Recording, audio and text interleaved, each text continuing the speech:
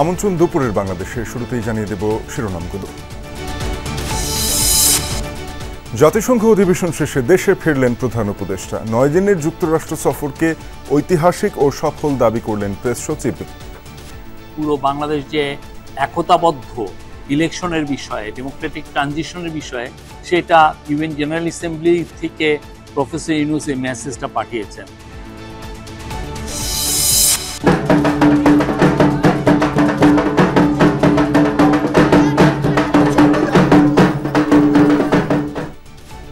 বিহিত পূজা আর দর্পণ বিসর্জনে শেষ হচ্ছে শারদীয় দুর্গোৎসব। ভক্তদের মনে বিষাদের ছায়া, বিদায় লগ্নে সুখ সমৃদ্ধির প্রার্থনা।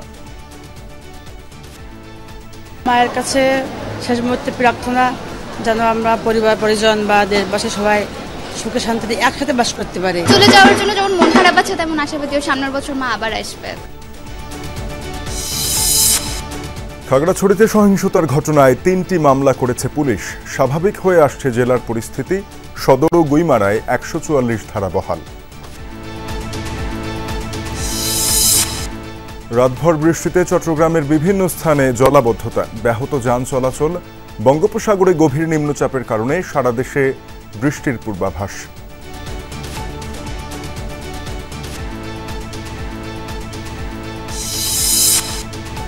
বাধা টপকে গাজার জলসীমায় ঢুকেছে সুমুদ ফ্লোটিলার একটি ত্রাণবাহী জাহাজ।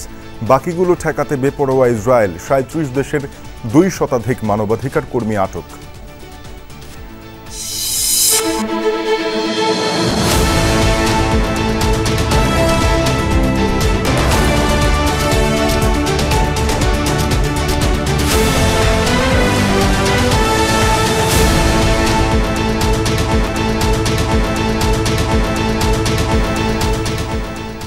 দেখছিলেন শিরোনামগুলো। এছাড়াও দেশ বিদেশের আরো খবর নিয়ে দুপুরের বাংলাদেশে আপনাদের সাথে আছি আমি তানজিম শাফিন।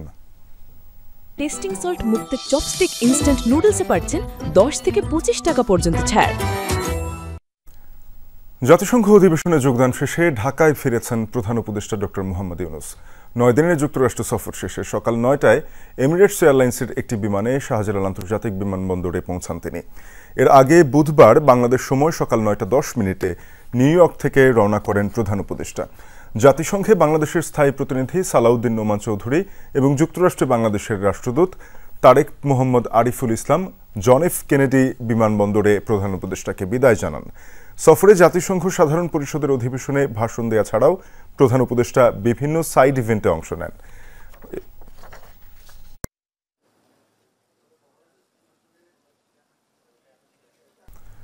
প্রধান উপদেষ্টার জাতিসংঘ সফর ঐতিহাসিক, স্মরণীয় ও সফল বলে মনে করে সরকার। যমুনা টেলিভিশনকে প্রেস সচিব বলেছেন, বিশ্ব নেতাদের নির্বাচন ও সংস্কারের পাশাপাশি রোহিঙ্গা ইস্যুতে ঢাকার অবস্থান স্পষ্ট করেছেন সরকার প্রধান। নিউ ইয়র্ক থেকে আহমেদ রেজার প্রতিবেদন।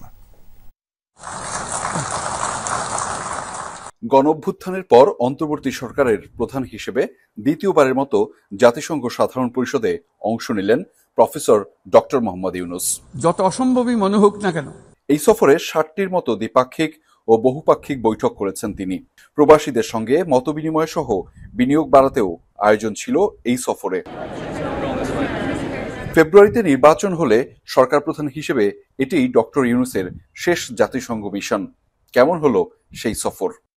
বড় পার্টিগুলো তারা এখন ইলেকশনের জন্য প্রস্তুতি নিচ্ছে এবং বাংলাদেশ, এই পুরো বাংলাদেশ যে একতাবদ্ধ ইলেকশনের বিষয়ে, ডেমোক্রেটিক ট্রানজিশনের বিষয়ে, সেটা ইউএন জেনারেল অ্যাসেম্বলি থেকে প্রফেসর ইউনূস এই মেসেজটা পাঠিয়েছেন।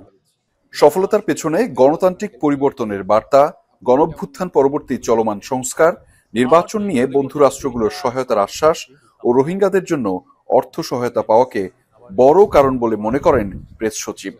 এডুকেশন খরচ, তাদের ফুডের জন্য যে স্টাইপেন্ড দেয়, আপনি জানেন খুবই যৎসামান্য দেয়, $10-12 মতো। তো এগুলোকে যদি কন্টিনিউ করতে হয় তাহলে একটা স্টেডি অ্যামাউন্ট তাদের জন্য খরচ করতে হয়। এটা এই প্লেসটা ইদানিং এটা একটা সেটব্যাকের সম্মুখীন হয়েছে, বাট আমরা এই কনফারেন্সের মাধ্যমে এই প্লেসটা নতুন করে কমিটমেন্টটা পেয়েছি।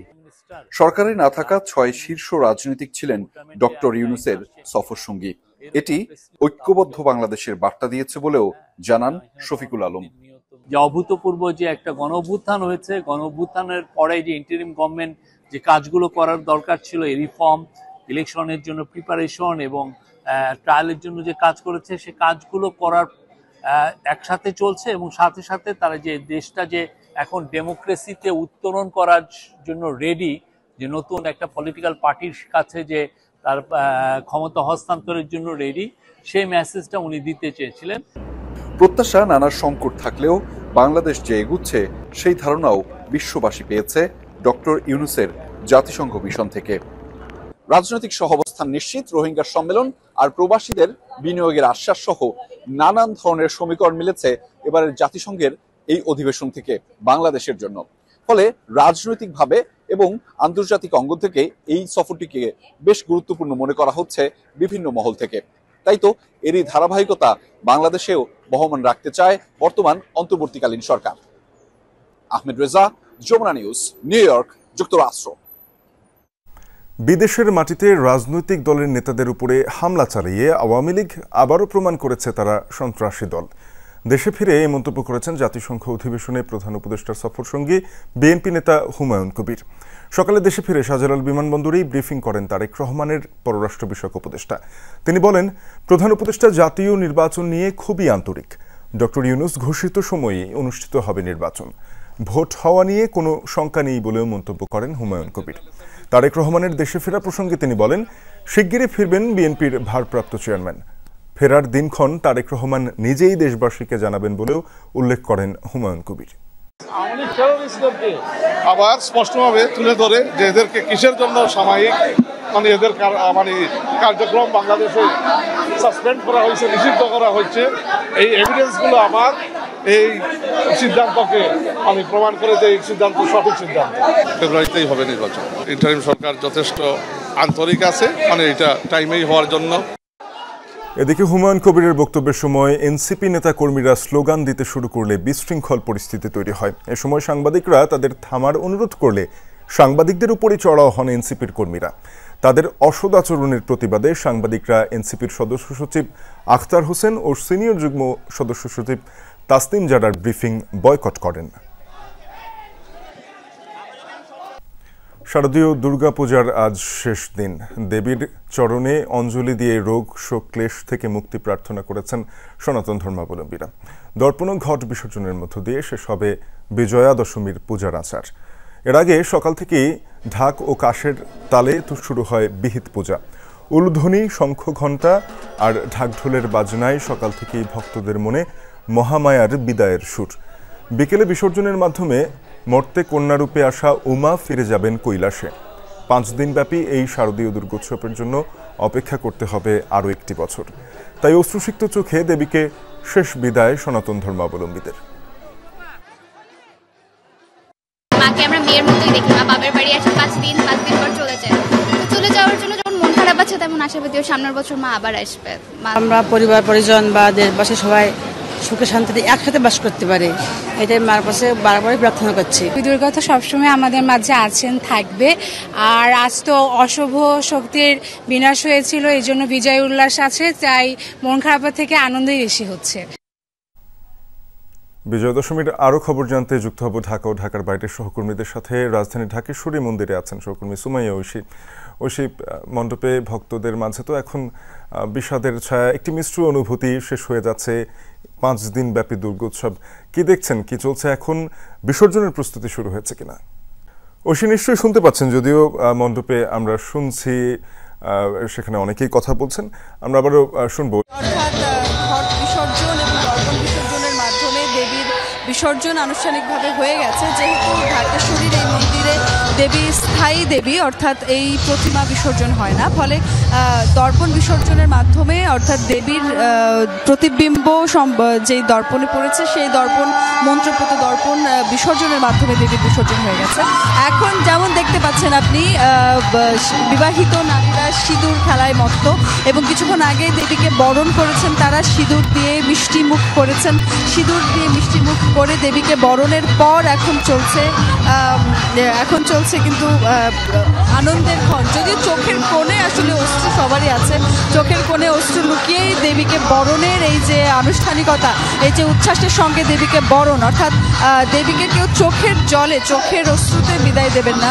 দেবী যাতে পরের বছর আবারও হাসি মুখে আসেন, সেজন্য চোখের অশ্রু লুকিয়ে দেবীকে হাসি মুখে বিদায়ের এই ক্ষণ। প্রত্যেকের চোখে মুখে উচ্ছ্বাস, কারণ বছরের শুরুতেই যখন দুর্গাপূজা নিয়ে আনুষ্ঠানিকতা শুরু হয়েছিল তখনই কিন্তু সবারই একটা প্রত্যাশা ছিল যে নতুন এই বাংলাদেশে নতুনভাবে সবাই দুর্গাপূজা উদযাপন করবেন, এবং যেমনটি আমরাও শুরু থেকে দেখেছিলাম যে প্রত্যেকে উচ্ছ্বসিত ছিল এবং দুর্গাপূজা নির্বিঘ্নে হবে সেই প্রত্যাশাও সবার ছিল। সেই প্রত্যাশা পূরণ হয়েছে। দুর্গাপূজায় আসলে নির্বিঘ্নভাবেই সবাই পালন করতে পেরেছেন এবং শেষ মুহূর্তে দেবীর কাছে সন্তান, স্বামী, নিজের পরিবার, বন্ধুবান্ধব, সর্বোপরি মানব জাতির জন্য কল্যাণ প্রার্থনা করেছেন সনাতন ধর্মাবলম্বীরা। তারা বলেছেন যে দেবী যাতে পরের বছর আবার একইভাবে আনন্দ বয়ে নিয়ে আসেন। ঐশীর কাছ থেকে শুনছিলাম ঢাকার ঢাকেশ্বরী মন্দিরের খবর। এবারে রাজশাহীতে তারেক মাহমুদ রয়েছেন। তারেক জানাবেন যে নির্বিঘ্নে শেষ হলো এবছরের 5 দিনের দুর্গোৎসব। ভক্তরা এখন কি বলছেন? আমরা তারেক আপনার কাছে ফিরবো আবারও। সিলেটে নাবিল আছেন। নাবিল, আপনার কাছে জানতে চাই, মণ্ডপে তো এখন দেবীর বিদায়ের সুর, প্রতিমা বিসর্জন প্রস্তুতি শুরু হয়েছে কিনা? শাফিন, আসলে আমরা দেখেছি সকাল থেকে মণ্ডপগুলোতে আসলে সিঁদুর খেলা চলছিল। ইতিমধ্যে আসলে বেশিরভাগ মণ্ডপে সিঁদুর খেলা প্রায় শেষ পর্যায়ে। এই মুহূর্তে আসলে প্রতিমা যে নিরঞ্জন, সেই নিরঞ্জনের প্রস্তুতি চলছে। সিলেটে বিকেল 4টায় সিলেটের যে ঐতিহাসিক যে চাঁদনী ঘাট, সেখানে মূলত বরাবরের মতো এবারও প্রতিমা নিরঞ্জন হবে।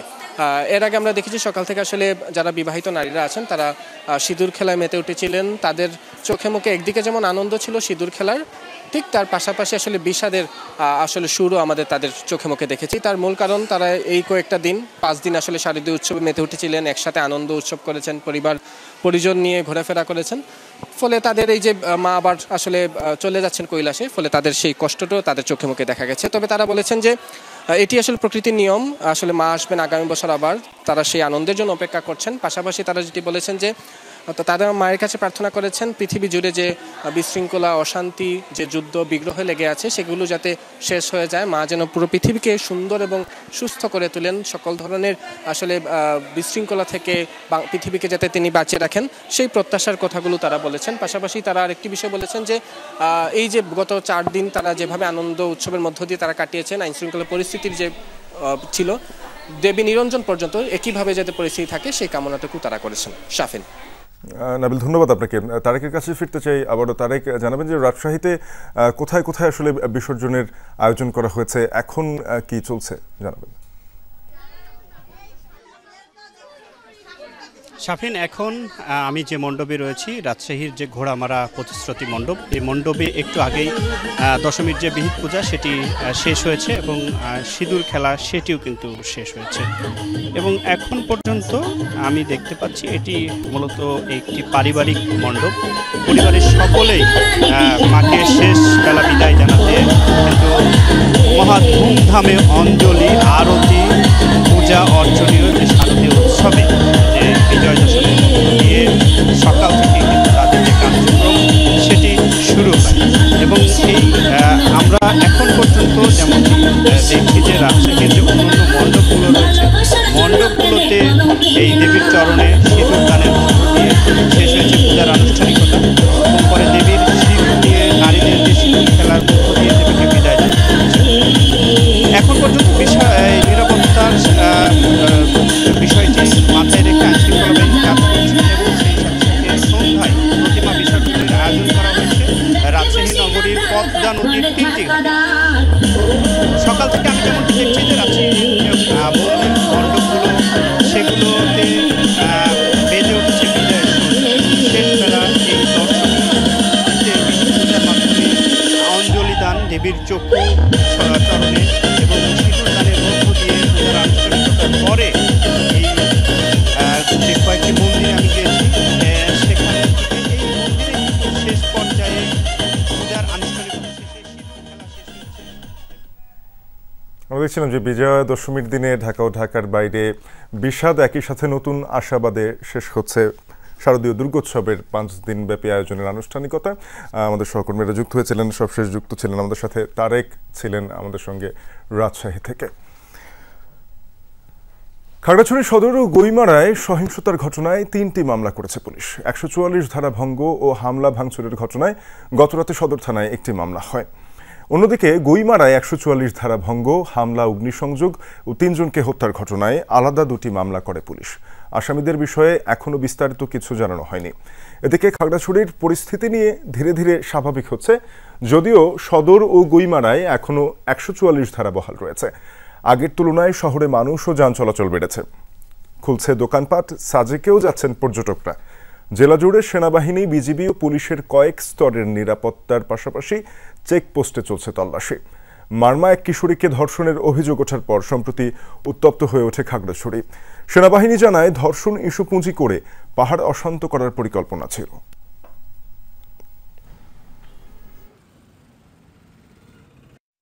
পরিবার ভায়োলেশন এবং হামলা মামলার কারণে সদর থানাতে একটি মামলা হয়েছে, আর 2টা মামলা হয়েছে গইমারা থানা, সেখানে একটি হত্যা মামলা হয়েছে, আর ওখানে পরিবার ভায়োলেশন করেছে, দোকানপাট বাড়িঘর ভাঙচুর করেছে, আগুন দিয়েছে, এই রিলেটেড আরেকটি মামলা হয়েছে। এ বিষয়ে আরো জানাতে খাগড়াছড়ি থেকে যুক্ত হচ্ছেন সহকর্মী শাহরিয়ার ইউনুস।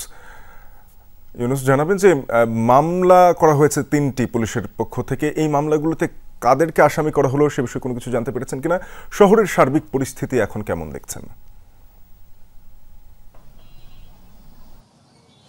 সাফিন, খাগড়াছড়ি ও গুইমারায় যে 144 ধারা ভঙ্গ করে যে সহিংসতা, হামলা, ভাঙচুর, লুটপাট ও হত্যার ঘটনা ঘটেছে, সেই ঘটনায় এই পর্যন্ত পুলিশ বাদী হয়ে 3টি মামলা করেছে।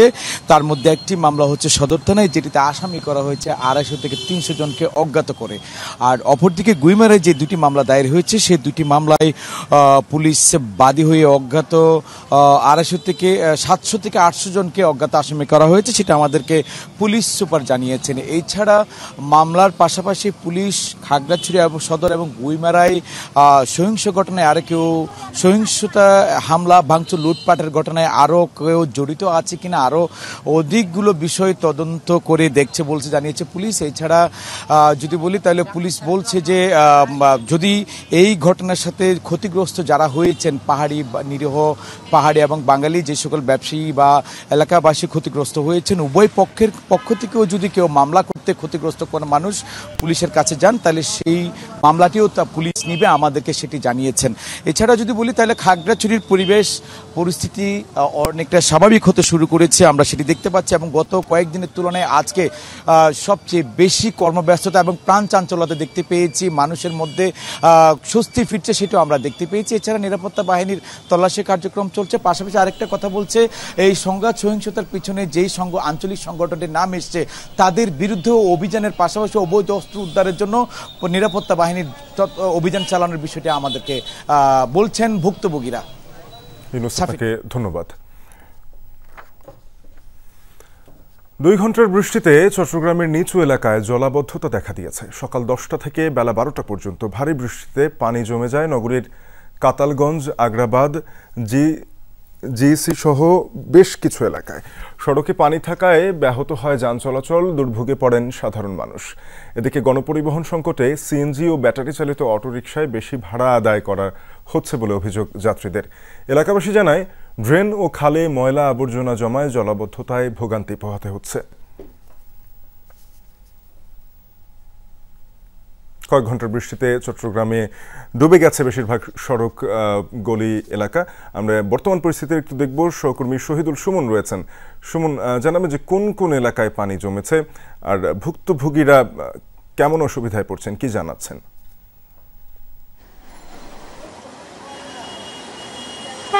শাফিন, পাঁচলাইশ, আগ্রাবাদ, জিসি এবং কাতালগঞ্জ এলাকায় পানি জমেছিল, তবে সেই পানি কিন্তু এখন নেমেও গিয়েছে প্রায় অনেকটা। আমরা কাতালগঞ্জে রয়েছে, এখানে কাতালগঞ্জ আবাসিক এলাকায় ঢুকতে যেই সড়কটি রয়েছে সেটি কিছুক্ষণ আগেও একেবারে হাঁটু থেকে কোমর পরিমাণ পানিতে ডুবেছিল। এখানকার যারা বাসিন্দারা রয়েছে, এখানে যারা চলাচল করেন, বেশ কিছু হাসপাতাল রয়েছে, এই এলাকা যারা ব্যবহার করেন তারা বেশ ভোগান্তিতে পড়েছেন। এবং এখানকার বাসিন্দাদের অভিযোগ হচ্ছে যে আসলে সামান্য বৃষ্টি হলেই এই এলাকাটি এলাকাটি একেবারে পানিতে তলিয়ে যায়। বিশেষ করে নিচু এলাকা হয় যেমন এটি পানিতে তলিয়ে যায়, তেমনি কিন্তু আসলে নালা নর্দমাগুলো আসলে অপরিষ্কার থাকায়, নিয়মিত পরিষ্কার পরিচ্ছন্নতা না করায় আসলে এই ভোগান্তিতে তাদেরকে পড়তে হচ্ছে। তার বাইরে আপনি জানেন চট্টগ্রাম নগরীতে জলাবদ্ধতা নিরসন প্রকল্পের প্রায় 14,000 কোটি টাকার একটি মেগা প্রকল্পের কাজ চলছে, যেটি চট্টগ্রাম উন্নয়ন কর্তৃপক্ষ আসলে বাস্তবায়ন করছে এবং এইটি নিয়েও আসলে সাধারণ মানুষের বিস্তর ক্ষোভ রয়েছে। তারা বলছেন যে হাজার হাজার কোটি টাকা এখানে ব্যয় হচ্ছে, কিন্তু আসলে সুফল বলতে তারা তেমন কিছু আসলে মিলছে না। অর্থাৎ নগরীর বিভিন্ন অংশে যে নিচু এলাকাগুলোতে রয়েছে সেখানে আসলে পানি নিষ্কাশন ব্যবস্থা আসলে সঠিক না থাকায় এবং এর বাইরে এই যে জলাবদ্ধতা নিরসন প্রকল্পের বেশ কিছু কাজ চলছে বিভিন্ন এলাকায়, যার কারণে বিভিন্ন নালা কিংবা খালে বাঁধ রয়েছে, সেখানে যন্ত্রাংশ রয়েছে কাজ করার ফলে পানি নিষ্কাশন ব্যবস্থা সঠিকভাবে না হয় এই জলাবদ্ধতা এবং এখান থেকে আসলে সাধারণ মানুষ মুক্তি চায়। তারা চট্টগ্রাম সিটি কর্পোরেশন এবং চট্টগ্রাম উন্নয়ন কর্তৃপক্ষের যারা ঊর্ধ্বতন কর্মকর্তা রয়েছে, মেয়র এবং চেয়ারম্যান, তাদের প্রতি আসলে ক্ষোভ জানেন। তারা আসলে বলছেন যে সরকার বদল হয়, মেয়র পাল্টায়, কিন্তু আসলে এই যে সাধারণ মানুষের যে দুর্ভোগ সেটি তারা পাল্টাতে পারছে না এবং এটি নিয়ে সাধারণ মানুষের ক্ষোভ রয়েছে। শাফিন। সুমন, আপনাকে ধন্যবাদ। আজ শেষ রাত নাগাদ বঙ্গোপসাগরে তৈরি হয়েছে গভীর নিম্নচাপ। এর ফলে সারা দেশে বৃষ্টির পূর্বাভাস দিয়েছে আবহাওয়া অধিদপ্তর। সকালে এক ব্রিফিংয়ে আবহাওয়াবিদ ডক্টর মোহাম্মদ বজলুর রশিদ জানান, দেশের 4টি সমুদ্র বন্দরে 3 নম্বর সতর্ক সংকেত দেখাতে বলা হয়েছে। নিম্নচাপের প্রভাব থাকবে 3 থেকে 4 দিন। উত্তর পশ্চিম বঙ্গোপসাগর তটসংলগ্ন এলাকায় অবস্থান করছে। এর প্রভাবে বেসিক্যালি বৃষ্টি হবে। আমরা ইতিমধ্যেই 4টা সমুদ্র বন্দরকে 3 নম্বর স্থানীয় সতর্ক সংকেত দেখিয়ে যেতে বলা হয়েছে এবং এই যে আপনার গভীর নিম্নচাপ আছে, এটা হয়তো আজ রাত নাগাদে এটা উড়িষ্যা অন্ধ্র উপকূল অতিক্রম করবে এবং কিন্তু এর প্রভাবটা বেসিক্যালি আরও 3-4 দিন থাকবে। ইসরায়েলের সব বাধা উপেক্ষা করে গাজার জলসীমায় প্রবেশ করল সমুদ ফ্লোটিলার একটি জাহাজ। উপত্যকার পথে এগিয়ে চলেছে আরও 22টি ত্রাণবাহী নৌযান।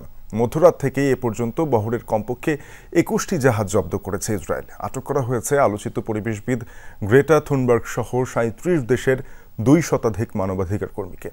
গাজামুখী নৌযানগুলোর পথ আটকাতে এখনও জলকামান থেকে পানি ছোড়া সহ বিভিন্নভাবে বাধা তৈরি করছে ইসরায়েলি বাহিনী।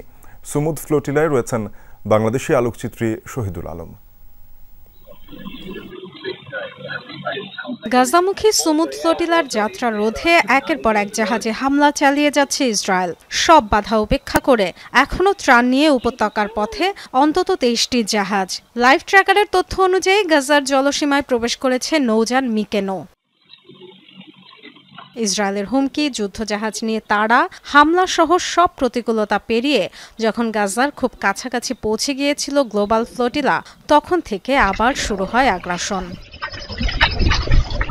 বুধবার মধ্যরাতে ঘিরে ফেলা হয় মানবাধিকার কর্মীদের বেশ কয়েকটি জাহাজ। এখন পর্যন্ত অন্তত 21টি নৌযান জব্দের খবর পাওয়া গেছে। আটক করা হয়েছে সুইডেনের আলোচিত পরিবেশ কর্মী গ্রেটা থুনবার্গ সহ জাহাজগুলোয় থাকা মানবাধিকার কর্মীদের।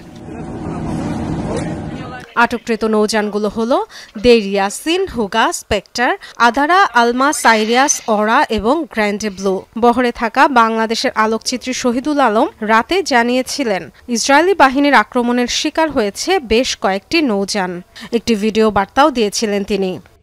আমরা কনসিয়েন্সে আছি, এই মাত্র সংবাদ আসলো যে আলমার উপর আক্রমণ হয়েছে। খানিকক্ষণ পরে ওখান থেকে সিগন্যালে থেমে গেল। এখন আমরা সবাই এখানে জড়ো হয়েছি, সবাই উদ্বিগ্ন।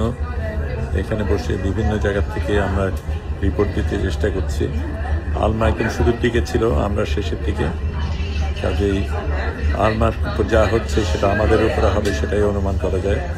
সেই কারণে আমাদের জন্য এটা বিশেষ তাৎপর্যপূর্ণ। গ্লোবাল সমুদ ফ্লোটিলার অফিসিয়াল বার্তায় বলা হয়েছে, আটকের পর ইসরায়েলের একটি বন্দরে নেওয়া হয়েছে জাহাজগুলো। 44 দেশের মানবাধিকার কর্মীদের নিয়ে গাজার দিকে যাত্রা করা সমুদ ফ্লোটিলা গত কয়েক সপ্তাহে বারবারই ইসরায়েলের বাধার মুখে পড়েছে।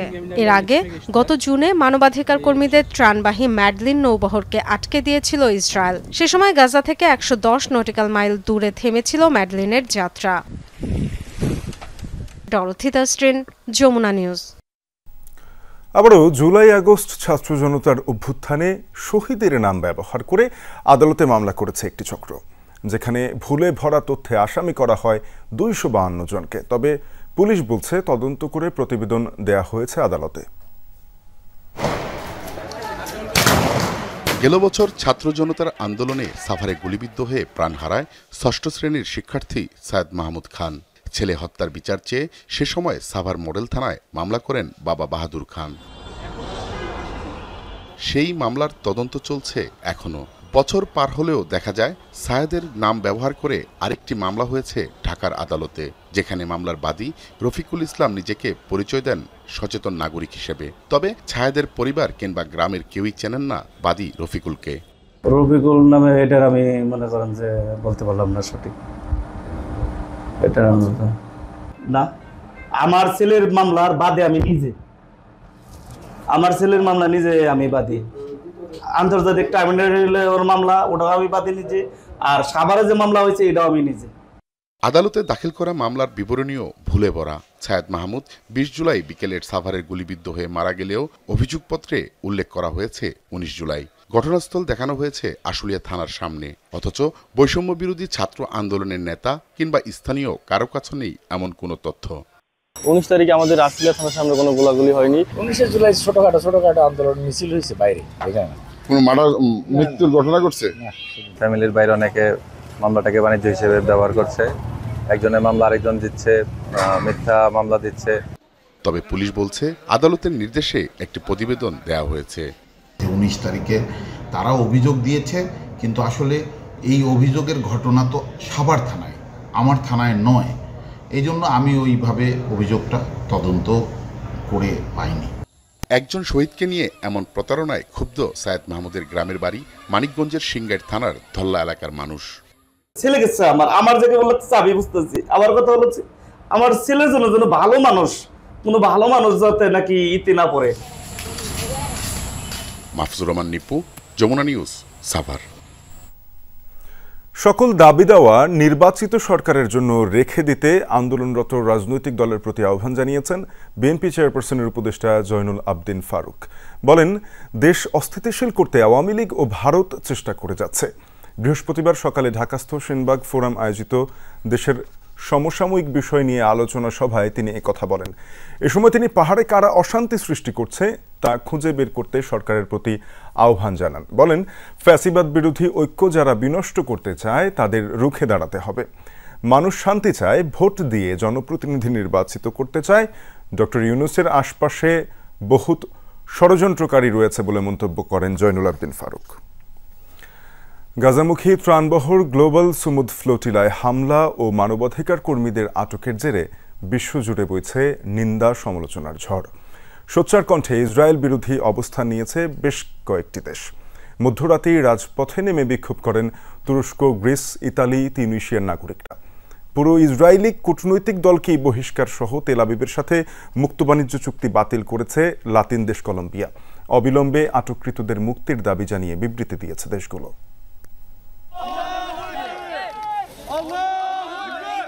রাতের নিস্তব্ধতা ভেদ করেই ফিলিস্তিনের পতাকা হাতে নিয়ে রাজপথে শত শত মানুষ।